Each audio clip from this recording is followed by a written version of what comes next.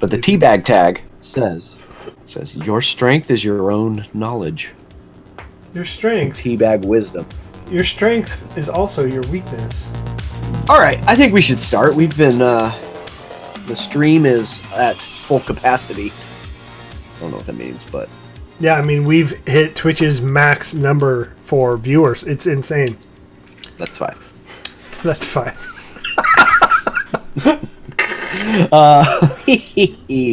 So here we are. This is FeatherFall TableTalk. I almost said the other thing. Dude, don't. Which it is not. But we should describe it.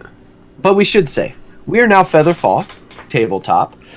If you are just now getting with us, or coming back to the podcast, or just joining us on YouTube, wherever you may consume our media, our beats, we have transitioned into FeatherFall TableTop, and I'm happy.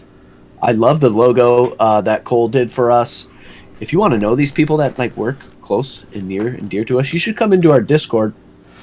The link is down below. We have a good time. But anyways, we are FeatherFall TableTop. We are no longer Dadbod D&D. Dadbod D&D rides somewhere in the cockle of my heart, and there will be a spot there always. But we've moved over, so don't be alarmed if you see FeatherFall in your laps. Can we say that? FeatherFall into your lap. There we go. But this is Table Talk. It used to be the podcast, and it is now the Table Talk. We're going to talk D&D news and stuff today. Specifically, we're talking Unearthed Arcana, we've been hit hard with Unearthed Arcana lately, so we got to get some of this covered. You can find us everywhere on the internets at FeatherFall TableTop or FeatherFall TT. Sometimes I don't know. Again, what our Twitter is, I think it's FeatherFall TT. Yeah. It takes some time to get used to the new things, but you can find us. Just type FeatherFall TableTop. We come up. I plugged our Discord. Join that. We have a good time in there. We that's how I pass a lot of my day, is just engaging in Discord.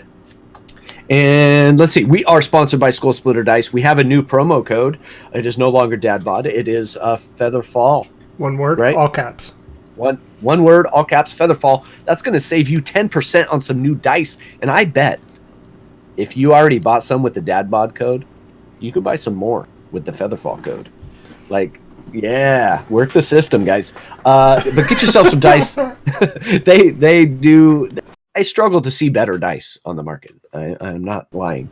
But there we are. So let's talk. You got some? Yeah, so we're going to also, we have another sponsored giveaway. It's not a full sponsor of the channel. I haven't listed it yet, but it's pretty exciting. So pretty much every D&D drinker is probably doing it for the most part. And it's not drugs, it's coffee. So we have some Smuggler's coffee to give away.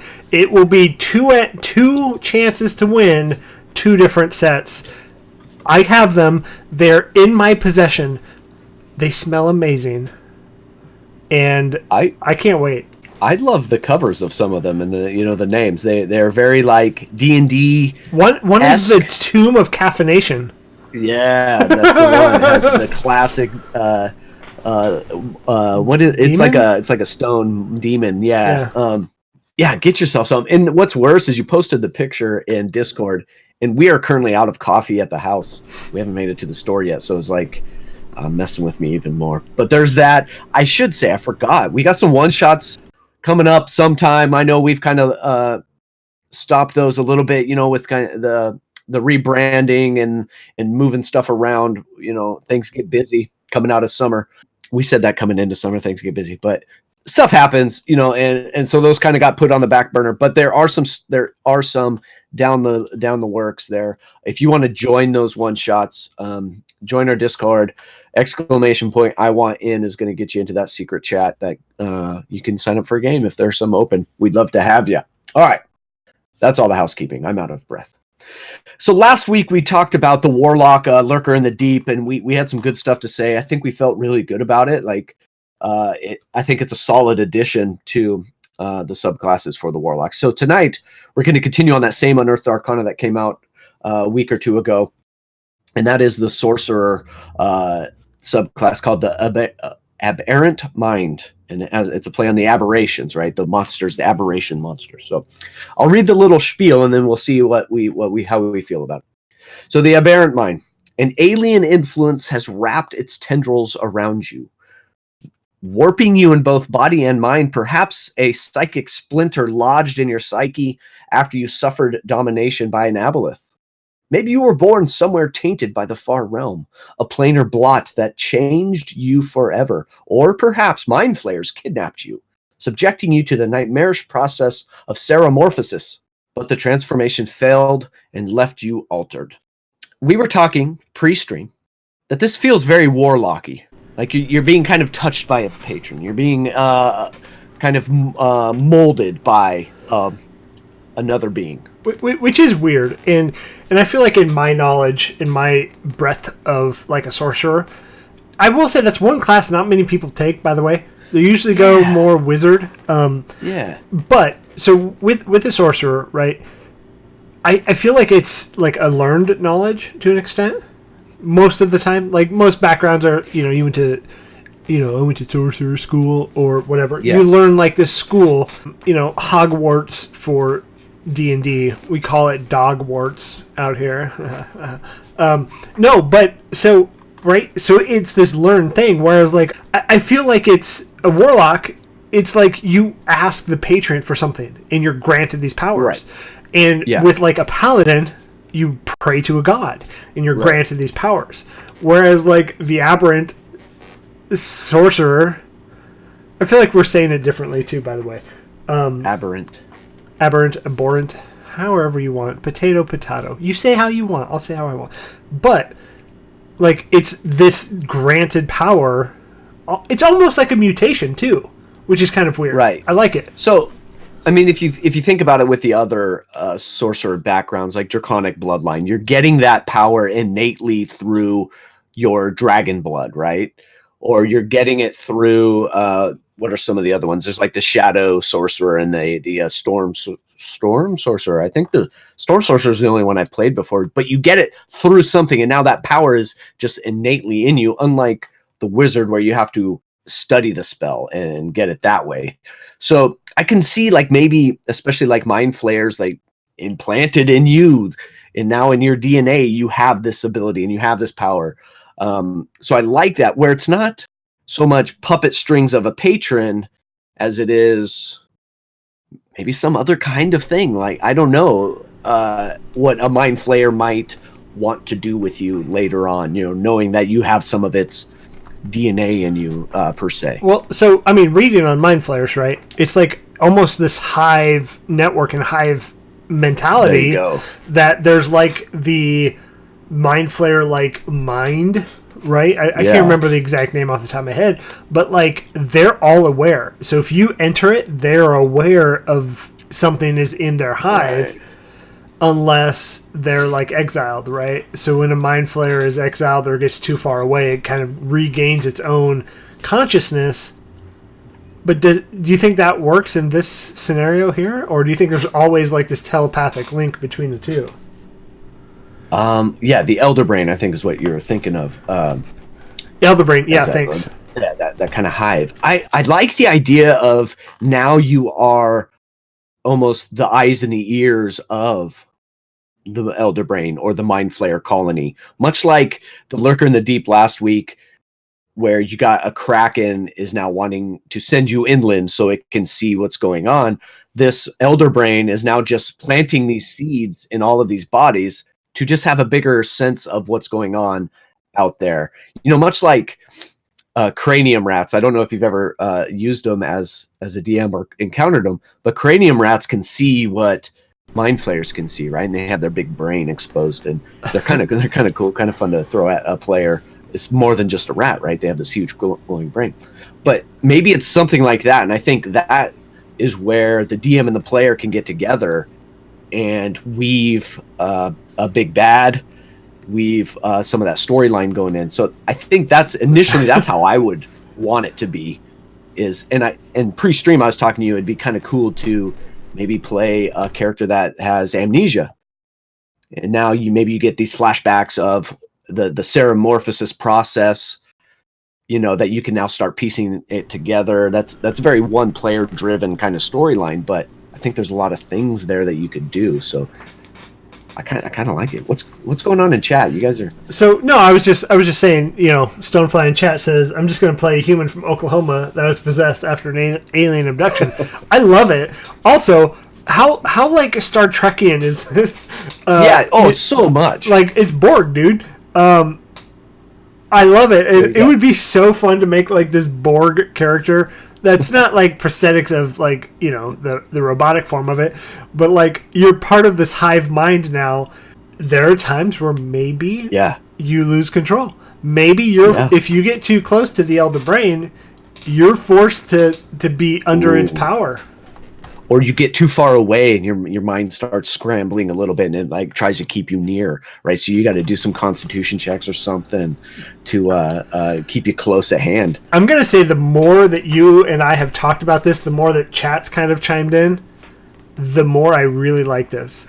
Because at first I was just kind of reading it. I'm like, I feel like it's a warlock. Like, okay, cool, it's a warlock.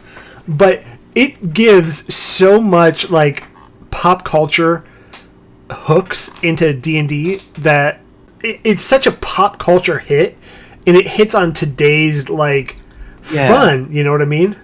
I think you can tie this into a lot of different pop culture elements, and I think it's bringing those into your Dungeons and Dragons games.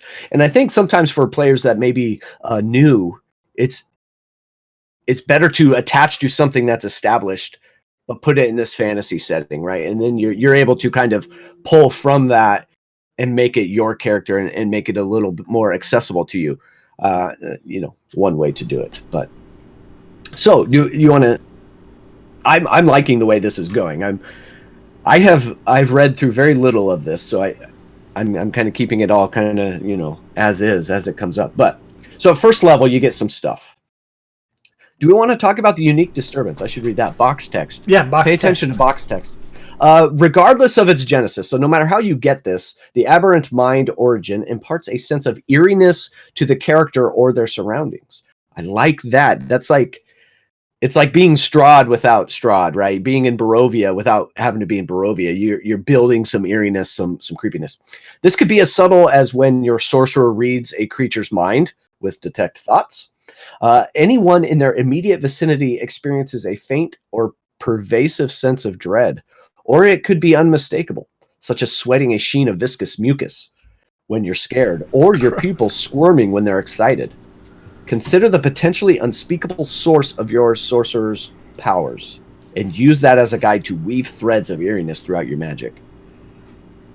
So I like that. I like how it puts a lot into the player's hands. It lets them kind of control. Well, so I think we do a good job of that anyways, whereas maybe other games, the DM does more of that. So I feel like in our Waterdeep game, Brittany, who plays Alesta, which is her god is Ilmater, right? Which is like the god of sacrifice.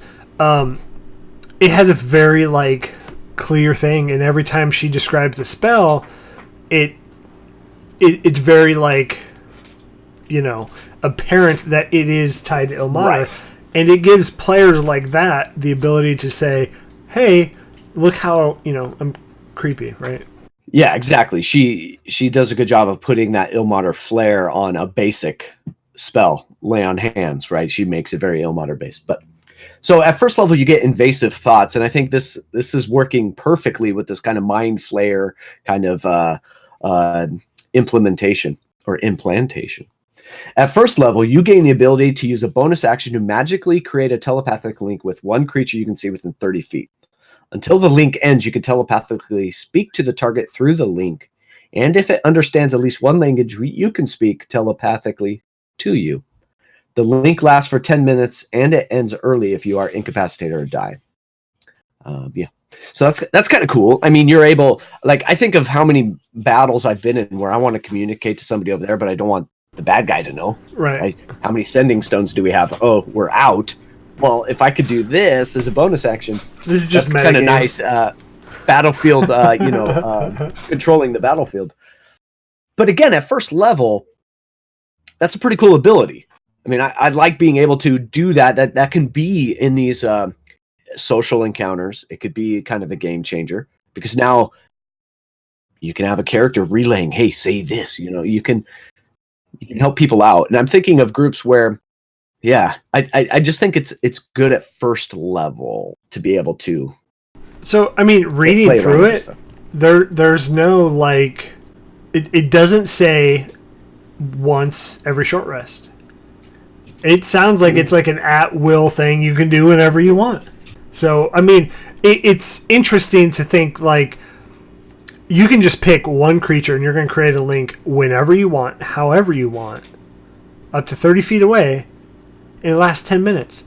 So you can just do that whenever you want. Use another bonus action to break the link or stat. Yeah. Kind of repeating. All right. I don't know if there needs to be a cap. I don't know. I mean, I don't think it's like so game breaking where just using it over and over again is a bad thing. No, but like I could see it being abused, and so maybe for sure. If it were used in our game, I would be like, hey, maybe like 3 times per short rest, because you could just thinking about it, you could make somebody literally go crazy, just creating this link and constantly just like bombarding them with. I like it. Because there's no saving throws. So until the link ends, you can telepathically speak to the target through the link. And if it understands at least one language, it can speak back to you. So how ubiquitous is telepathy in your game, right? How prevalent is it? How out in the open is it? Would a barmaid or a bartender at your local tavern know that people can speak telepathically? So if you are like messing with them, would he be able to shrug that off? He or she be able to shrug that off? I guess that depends on where you're at. If you're in Waterdeep, I think, can't you get in trouble in Waterdeep for doing this? Yeah, is that probably one of the bylaws? But yeah, so I guess it kind of depends on where you're set. If you're like out in bumfuck nowhere and you're doing this with somebody, whoa, I said F. I think that would have a little more like mind-altering kind of thing, making them go crazy versus, a well-traveled town where magic is out in the open. Yeah, and you got to be within 30 feet. I mean, it doesn't say line of sight or anything. That you can see. Okay, yeah, it is line of sight. So you have to see them. Yeah. And, so interestingly enough, so in situations like this, we had just to digress a little bit, we had a quick talk about line of sight in the game. If I see you in a mirror, is that line of sight? I would say yes. I don't know. If it's something like this, I would grant it. If it's like a projectile? But if it's a projectile, that would be a little different, right? Because now that would be like exponentially harder to hit, trying to hit, figure out where the reflections are. So if you're in YouTube land or you're on podcast, leave us a comment on our Twitter or YouTube. Let us know, is that line of sight for you? Are you okay with that? Line of sight. Yeah. Yeah, that's a good question. And not an easy answer. So again, at first level, you're going to pick up some more stuff. This is psionic spells. And I think this is where the knock on the sorcerer is you have like a dumbed down spell list. Like you don't get a whole lot of access. And I think this is where Wizards of the Coast is hearing what people are saying, and they're opening it up a little bit, giving you some access to some more spells. So you are getting your aberrant nature, aberrant. I think that's the correct aberrant. Nature changes your mind in subtle but profound ways. You learn additional spells when you reach certain levels. These spells count as sorcerer spells for you. We've all read that same kind of text before. Right. But at first level, you're getting Arms of Adar, which is pretty awesome. And Dissonant Whispers is a solid spell. So, but the key word in there, these spells can't be replaced, but they also don't count against your sorcerer spells that you know. So this is in addition to the ones that, sweet, as a sorcerer you get. These spells can't be. Yeah, which is crazy because now you're getting access to all of this, like psionic spells. Yeah. I mean, this just keeps getting... And so the problem is, how powerful is too powerful? Right? And how, like... I play a game that every time they release a new character, that new character becomes the meta. It's the strongest character in the game, and now everybody works to get that character, right? Are they doing that with these subclasses? I would rather them do it that way. Like go overpower and then pull it back a little bit. But I don't know. That's kind of like giving me a whole bunch and then taking it away is kind of, like, I don't know if that's the right way to do it, but I think it's easier to game manage if you give it more and then you take it back rather than underpower it and then push it forward. I think anytime you're giving more power to something, I think it's harder to game plan than less power, I think. I don't know. I've never really thought about that, but that is a good question, though. Is this too much? So, reading on, your next thing that you get as a first level is Warped Being. So, starting at first level, your aberrant origin protects you from harm. Your body might have a coating of viscous slime, tough hides, scales, or an invisible psionic barrier. Whatever form the protection takes, your AC equals 13 plus your dex. Okay. As a sorcerer. So dex is probably going to be your second, right? Because they're charisma-based spellcasters, right? No, I think so. Wisdom. Okay. Correct me if I'm wrong. But I would imagine dex is going to be one of your top 3. So if you have a +2 dex modifier, you're sitting at an AC of 15. That's pretty good for a spellcaster, for a full-time spellcaster. That's nuts for a spellcaster, because if you're like just a straight wizard, you're maybe like 12, 11, and then you cast mage armor, so you have to cast mage armor, and then you might get to 15.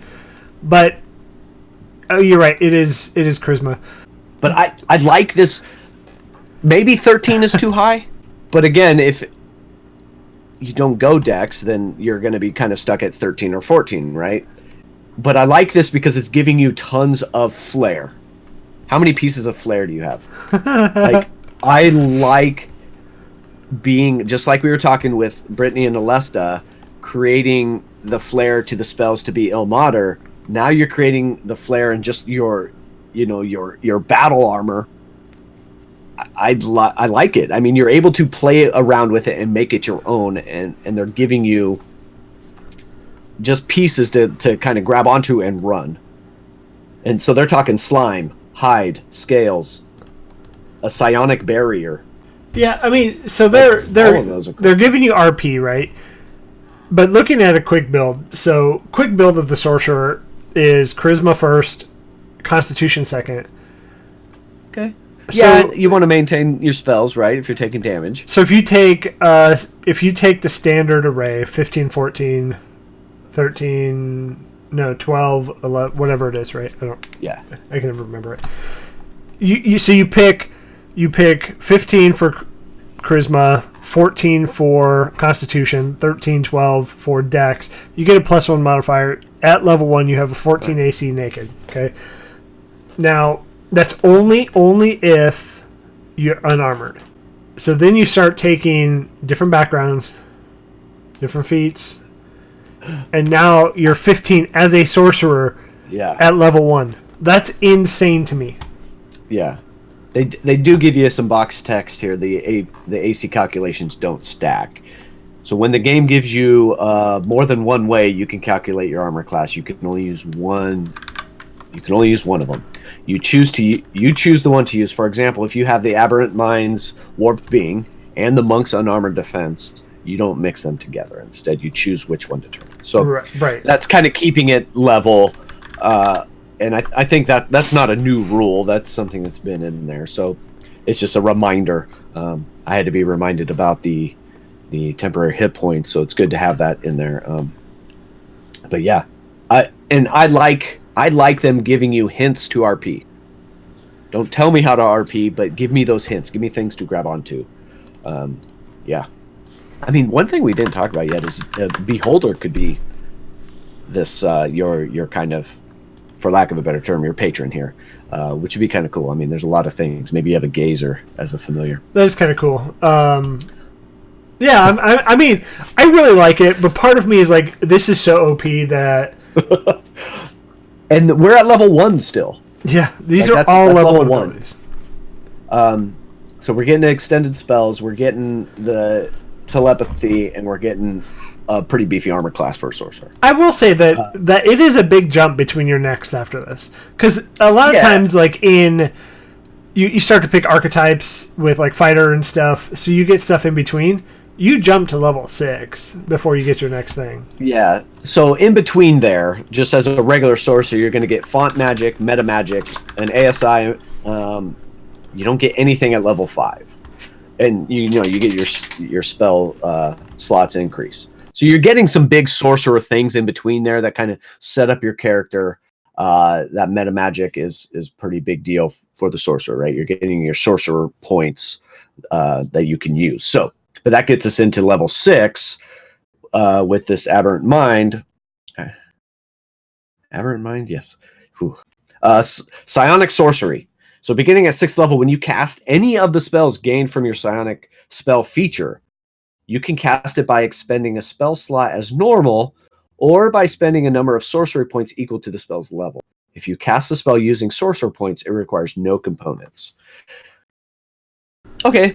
I mean, another way to use your sorcery points, not totally great or flashy here. I mean, if you play with components, then this is going to be awesome for you. Yeah, I was going to say we don't use components. Right, like I have a bag of new eyes that will never run out. We use it for flair, right? Yeah. But if you're playing like a critical role type of game where you need to pick up those spell components, this is going to save you. And I'm thinking to a game like Tomb of Annihilation when you're out in the jungle, and if you're tracking components, this could be a game changer there. You're going to be that go-to kind of spellcaster. But so nothing outlandish there. I think I'm okay with that. Let's see. You get one more thing at 6th level, so maybe both of these combined might make it something special. At 6th level, you get Psychic Defenses. You gain resistance to psychic damage. And you have advantage on saving throws against being charmed or frightened. Which psychic damage, resistance to anything is half damage. Yeah, so you're going to take half damage on psychic damage, and then you advantage on charmed or frightened. So, hopefully you didn't pick a race that already has that, like halfling or elves. So you might want to think about that, right? Read ahead. And, so I mean, funny thing is, just looking at, I found a Google Doc that lists pretty much all the core spells by their damage type. Mm-hmm. There's 7 psychic spells. That's it. That do, yeah. So okay. So again, I'm kind of feeling a little deflated. Is this an attempt to level it out? Like, boom, you're powerful at level 1, and you kind of build up to level 6, but you're not going to get, because most classes get a big boon at 5th level, right? Yeah. Sorcerers don't get anything other than some more spell slots. You're not getting like a second attack or anything. So maybe this is that leveling out. Like you're plateauing a little bit, and I have to imagine that's kind of what they were thinking here. But having advantage on charmed or frightened, like those are such good crowd control things that having that advantage, which yes, some races get that inherent just advantage like gnome or whatever. That's pretty good by itself, because there are full magic items that do this that like I would have loved to have in a ton of my games, because as a barbarian my my wisdom saves weren't very high. Right. Going to suffer a little bit. And just looking at the sorcerer leveling, at 6th level, you have 6 sorcery points. So you could, going back to that psionic sorcery, you can cast 2 3rd level spells with 0 components, which like would be calm emotions or detect thoughts. But you could cast dissonant whispers 6 times. That does 3d6 damage on a failed save.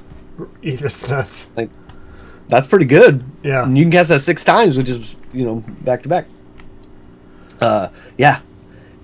Okay, so you don't get anything else until 14th level. You want to read this one? I kind of read ahead. Yeah, no, that's fine. Revelation in Flesh. Beginning at 14th level, you can unleash the aberrant truth hidden within your flesh. As a bonus action, you can spend 1 or more sorcery points to magically transform your body for 1 minute. For each sorcery point you spend, you can gain one of the following benefits of your choice, the effect of which lasts until the transformation ends. So here are the effects that you can do. It looks like there's 4 different ones, so you can spend upwards to 4 different sorcery points.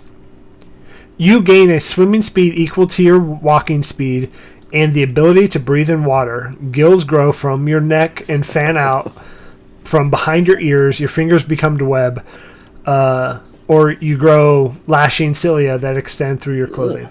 It kind of reminds me of the fish guy in Hellboy 2. I don't remember his name. Yeah. You gain a flying speed, so this is bullet number 2. You gain a flying speed equal to your walking speed and can hover. As you fly, your skin glistens with mucus. Kind of gross, but right. I get it. All right, bullet number 3. Your body, along with any equipment you are wearing or carrying, becomes slimy and pliable. You can move through any space narrow as 1 inch without squeezing. And you can spend 5 feet of movement to escape from non-magical restraints or being grappled. I like that. Yeah, that's pretty sweet. Last one is your eyes turn black and become writhing sensory tendrils. You are aware of the location of any hidden or invisible creature within 60 feet of you. So, So at 14, you're kind of a badass already. But having you have 14 sorcery points. And those regain at each long... I've actually never made a sorcerer, to be honest. I believe long rest. It's been a while since I played one. The first 2 were okay, like swimming and flying. I'm like, oh, all right.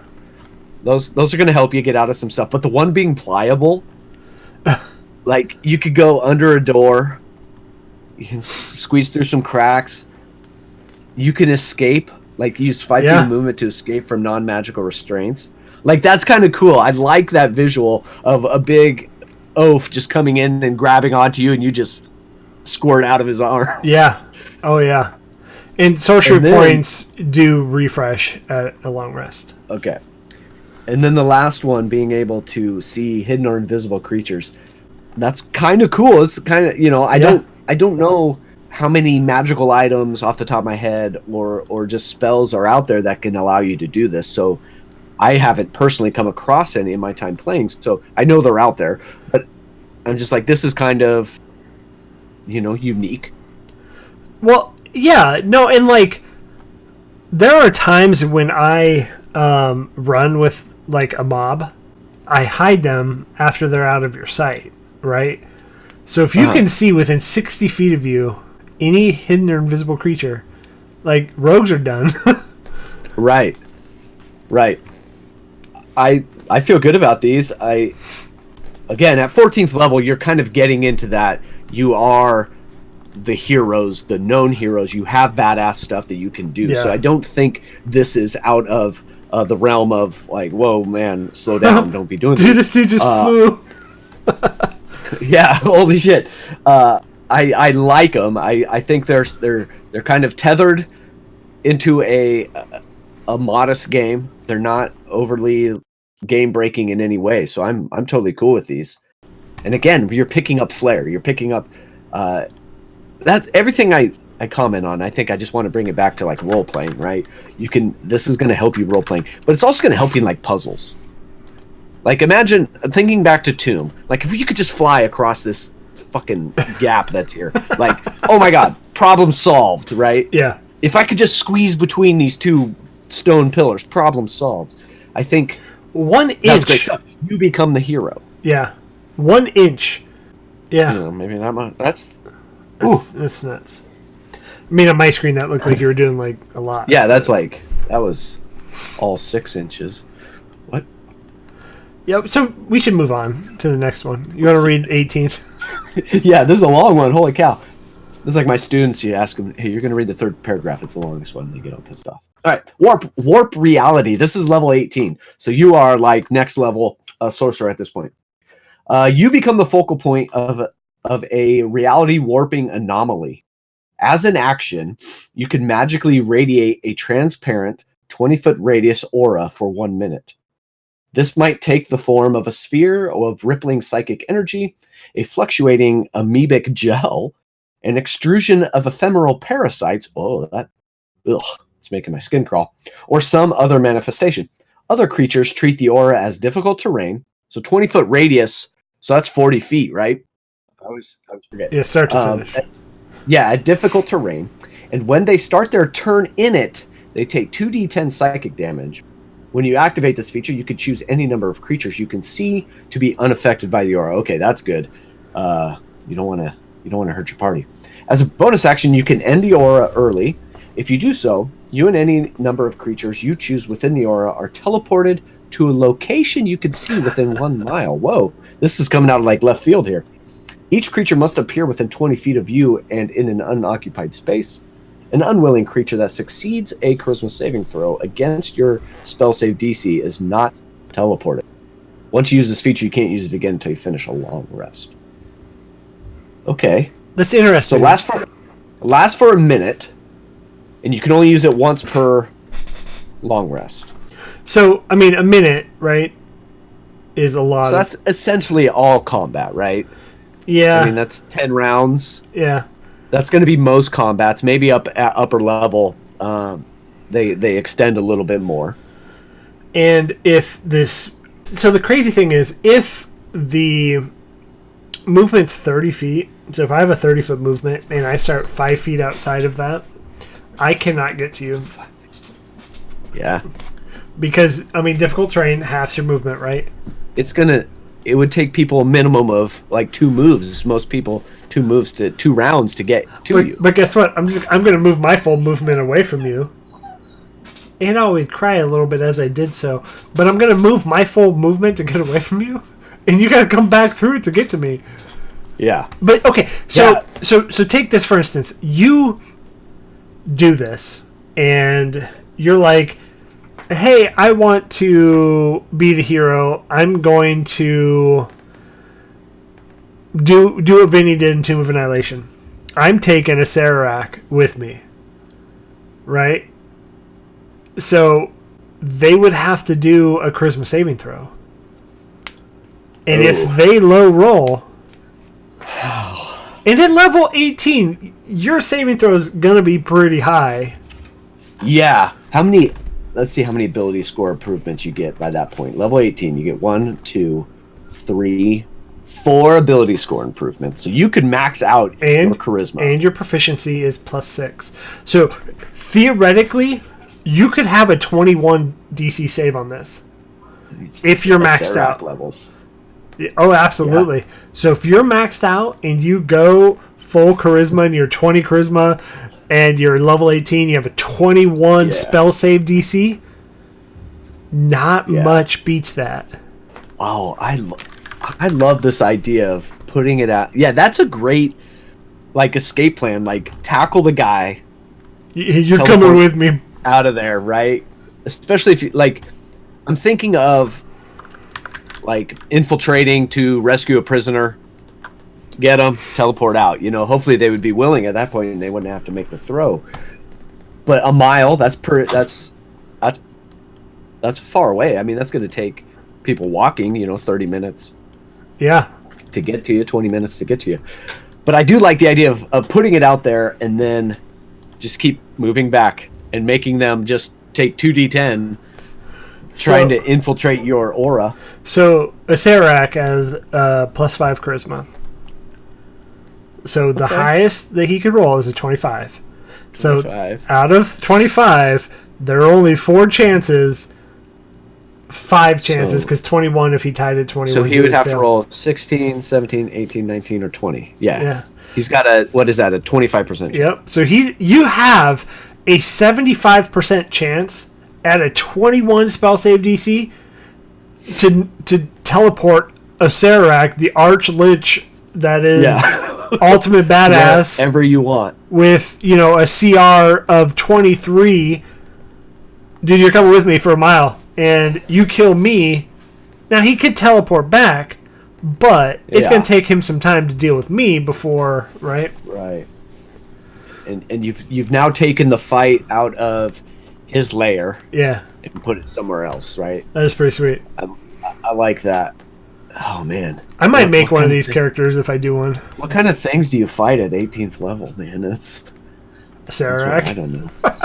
Yeah. Oh, what level were we? We were like 9. Oh, shit. Halfway there. I like this. I do question, though. Is only one feature per long rest too little? Like, should there be some spell sorcery points you can spend? Like, are we okay with it just being once per long rest? That's one a day. It's essentially. Yeah. I don't know. I think it seems a good playtest number. I'd like to see how it kind of works out. But I mean, just being such a cool thing. But like, as just a hey, I want to do this. Was it a bonus action initially? Yeah, I think it's an action, and then you can end it with a bonus action. You could do the teleportation as a bonus. So you could go and grapple as your action, and then bonus action end it. So, but like at level 18, you have 1 ninth level spell. So like your main thing is not going to be your features. It's going to be like just spell slinging, as much as you really want. Right. Yeah, so you got to take that into account, all those other spells and the things that you can do, right? So this isn't like, oh, the only thing I can do and I can only do it once. Yeah, okay. I think that's good. What does kind of suck, though, and I do find to be a downside, is like the psionic spells. So it kind of caps out at level 9 there, if you saw that. So the psionic spells you get with just being an Aberrant Mind is first level you get Arms of Hadar, Dissonant Whispers. Third level you get Calm Emotions, Detect Thoughts. Those are both pretty good. 5 you get the Hunger of Hadar and Sending, both really good. 7th you get Compulsion, Avard's Black Tentacles, which if you haven't seen Avard's Black Tentacles, I don't know what that is. Google it. It's I'm looking at it right now. It's nuts. And then 9th you get Modify Memory, Rary's Telepathic Bond. I've never heard of that last one. But, okay, you get all of this cool stuff, 1 through 9, but then you don't get any more spells after that?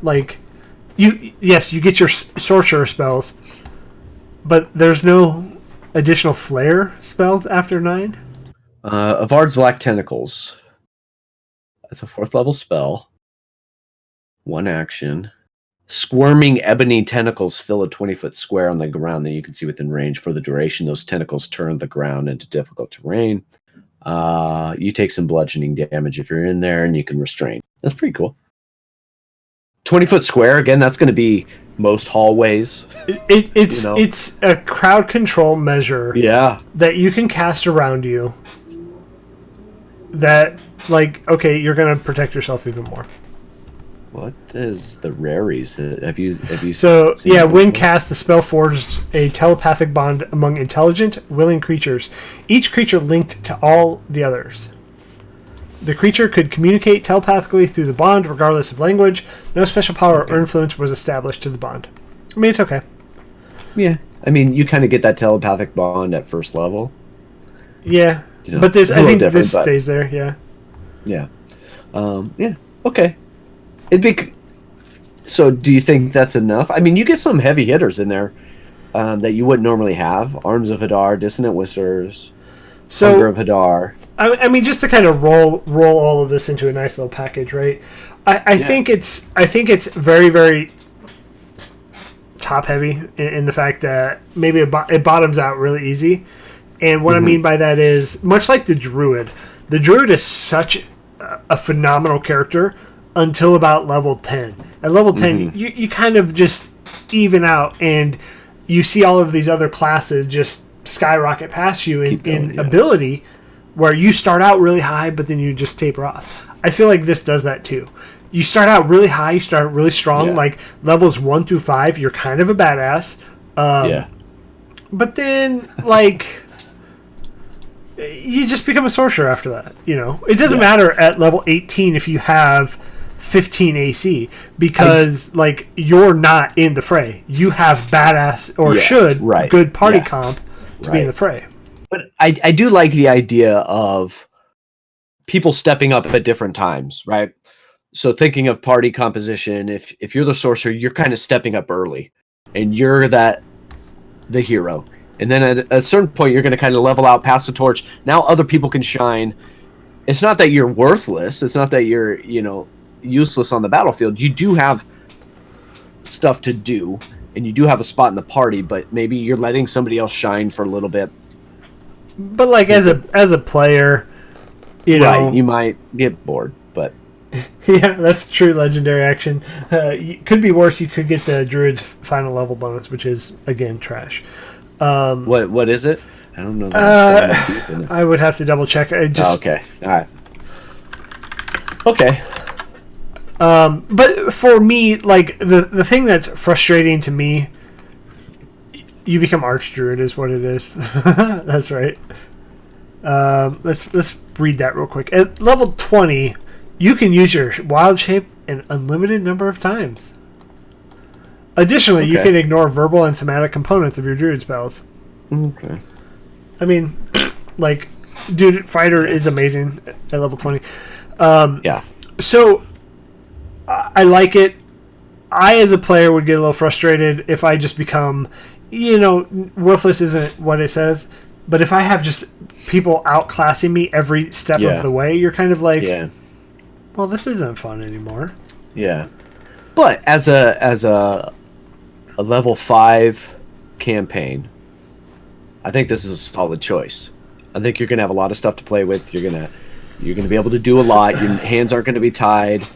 If you get to level 6, you get some of those other things, but level 5 to 7 campaign, I think you're looking at a pretty solid choice. And maybe this is a perfect multi-classing. There you go. Ability. I mean, think of that. You take one level in this. You're picking up invasive thoughts, psionic spells, warp being. Yeah, and you're picking up Arms of Adar and Dissonant Whispers with those psionic spells. You have your unarmored armor class. So if you went like something else, I mean, it's not bad, man. Yeah, it's not a bad idea. I think that there's something there, like this multi-class with it. I like it. I will say, out of the 3 unearthed arcanas that have come out, thinking of the newest one, the Bard and the Paladin, and the old one, the Barbarian and Monk. I think these 2 are my favorite pair that were packaged together. I think they have the most relevant pop culture nostalgia grab today. Yeah. Like we've already said that I don't like the Barbarian being a magic user. It just make it something else. I know you don't have a lot of depth with the abilities of where you can go with a Barbarian, but like I don't play Barbarian to cast magic. I play Barbarian to go and hit something. Right. Let's hit those pop culture. Let's grab in some pop culture Barbarians. Yeah. And make like we're doing here with the Sorcerer and the Warlock. Right. I agree. I like it. That's a good way to look at it. Any final words? I like them, man. I think it's great. There are some pros and cons. I think as more of these come out, and we're going to review next week probably the Paladin or the Bard, whichever one we fancy. We'll flip a coin. Yeah, we'll do that later off stream, so you'll be wondering if we cheated or not. Yeah, I want to bore you. I like it. I really like the adding these things to the game. It would be fun to do a new class altogether. Maybe not subclasses. So Arcane Artificer is pretty cool. Yeah. But I mean, it just adds flavor, and I don't think these are to the point where it's just going to be the new norm, right? Whereas like your tried and true PHB subclasses will still be relevant, right? Oh, I think so. One, because those are most accessible. That's a word. I mean, everybody can get kind of a grasp on the PHP. I mean, even a free account on D&D Beyond, you're getting most of the PHP stuff. So it's going to be there, and it's always a good place to start. Yeah. Stuff like this is, that next level.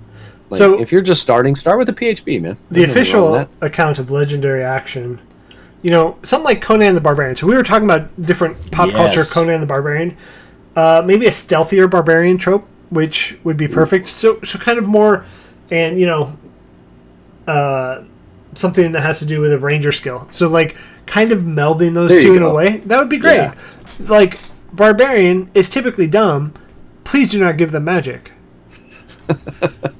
Yeah, it feels class, like you're doing a disservice to the class, I think. But I do like the idea of like a barbarian ranger, one that's going to fix your ranger class, because it's it's going to fix your ranger class in the barbarian class. Just be a barbarian ranger. Rid of it. But I'm glad that this stuff is coming out. I'm glad that we're getting new stuff to play with, and I kind of like that it's all coming out at once. Let's play with it all at once. Let's talk about it all at once, and then take some time to kind of test it and play through it. Which makes me think, so what do they have in the works? Are they coming out with like another Xanathar's Guide kind of thing? Because Xanathar's was the last one where we got like a bunch of subclasses.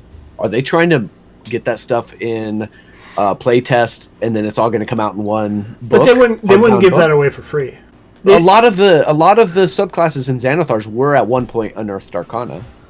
And that there was a little bit of changing through the play testing and the feedback that the players gave them. So like the final call. Yeah, so it's going to be different in the hardcover. Yeah. But I don't know. It makes me think something is in the works. But then part of me is like they're. I don't want to say that I haven't been following all of the release modules 4 years ago, because everything I did was homebrew. But man, they're pumping them out. Yeah. Waterdeep Dragon, or Dungeon Mage. Of the Mad Mage, Ghost of Saltmarsh, Descent into Avernus. Mm-hmm. All of these, like Eberron, man, they're just. So if they're releasing another supplement, maybe too much. Like I get that D&D has become this thing that everybody's like, oh, I need. But man, let us play with what we got. Like, we play once a week, majority of the weeks, and we have not finished Waterdeep. Yeah, there was a point where I tried to keep up, right? And then it's like you're just getting hammered and pelted with all these new things, and you're like, okay, I gotta put my wallet down. Yeah, and let things rest and kind of deal with what you got for a while. Chat's also saying no more modules, please. Yes, slow down.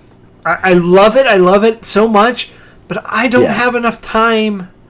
Right. To do all of that. But again, are they doing this big push and then they back off for a little bit, develop some things? I don't know. I don't know what the best business model is. Part of me is concerned, and we touched on this in a different it was formerly the podcast.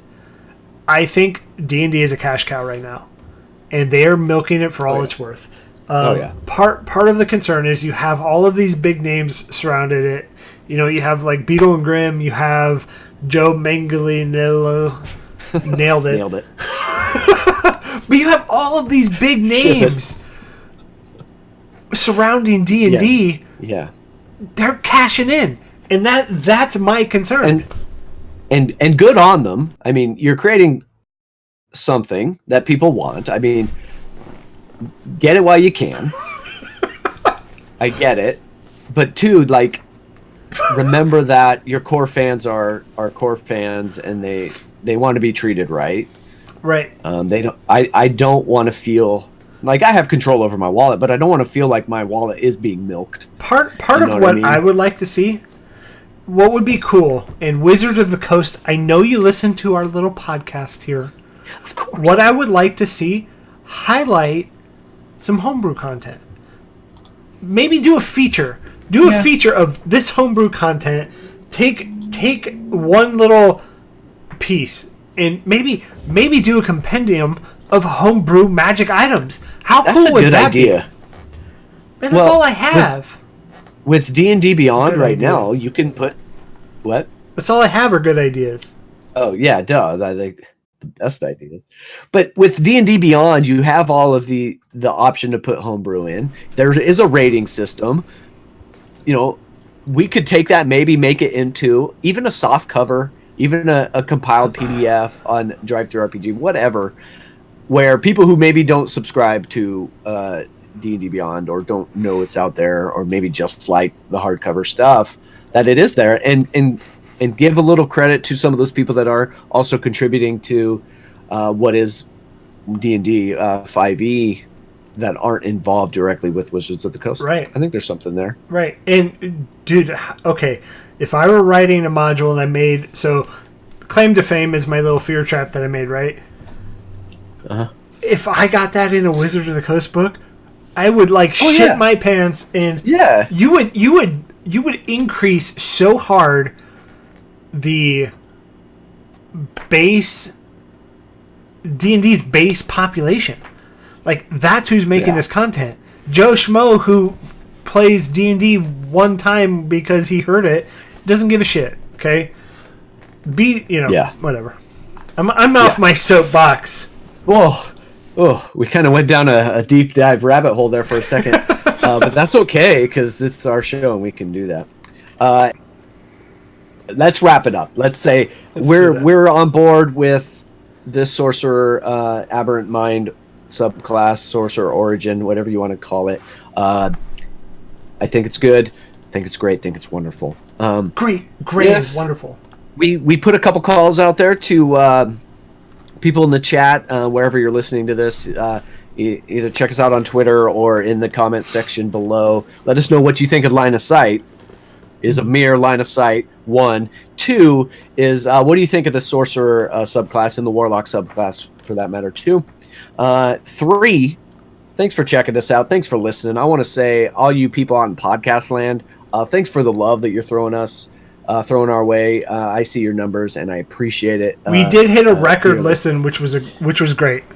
We had almost 900 listens in this last month, and that is the most ever for us, and it's a humbling experience to see the 900 people, probably not 900 different people, but a solid core of people. One person listening to us 900 times. One person listening to us 900 times. I love you. I will say, if you're out there, leave us a 5-star review. Well, if you think it's worth 5 stars. I don't want to say do it, but so we can get higher in the ratings, and then we can bring you more great content. Our iTunes reviews are climbing up there. We're back up to 4-star. We were down at 1 because one guy got a little upset, but we're back. It's okay. But leave us a comment. Leave us a rating. Was it the long intro? Yeah. Before we started editing our shit and figuring stuff out. I know. Hey, we're sorry. We love you still. Thank you for that feedback, because it made our show better. Right. Honestly, it did. It made us pay attention to things, and I'm just, again, 2 thumbs up to everybody out there listening, either YouTube, podcast, Twitch, anywhere. Thank you so much. We appreciate it. Thanks for sticking with us through the rebranding. We are hitting the ground full speed here. Next week, guys, girls, The Gods We Know is session 0. That is our homebrew campaign. DM'd by Adam Aslamis, and other players of the channel will be in there. It's going to be great. Come in, give them some support on their session 0 next Tuesday, the 24th, and then 2 weeks after that for their first session. Show them the love and let them know they're doing great stuff. Seeing the artwork in the chat in our Discord about it, I'm super excited, and I can't wait to see them play. Join us again on Thursdays for this table talk. We're going to talk about the Bard or the Paladin. We'll see. And Wednesdays, can I officially say we're going to wrap up Waterdeep? Yes. We're going to officially wrap up Waterdeep Dragon Heist next Wednesday, the 25th. Be there for that. You don't want to miss that. We are going to do a review on it on this channel, and I have written a very strong worded letter to the Wizards of the Coast for Waterdeep. And I'm just drinking my tea. No, so Legendary action, I don't think we're going to do Avernus. I really want to. What we are going to do is homebrew. It will have some slight influence from the Blood War, which is in Avernus, if you haven't read it yet. Which the Blood War is amazing. Sexy. So I'm gonna shout this guy out, Jordan. It's JORPHDAN. The PH is silent. He does Forgotten Realms lore on YouTube. Man, I will put that on at work and just listen to it, and it has helped me understand like how all of this stuff interacts, because it is confusing as fuck. Like I still get confused on the years, but he does a good job. He's great. Jordan, JORPHDAN. I don't get it. Don't ask. Yeah. But anyways, so we got Waterdeep wrapping up. We have Homebrew coming in after that with some, sprinklings of the Blood War, like you said. Super excited. I'm out of words, guys. It's almost Friday. Let's show this weekend what's up, guys. All right. So we'll catch you. We'll see you Wednesday. Waterdeep. Bye.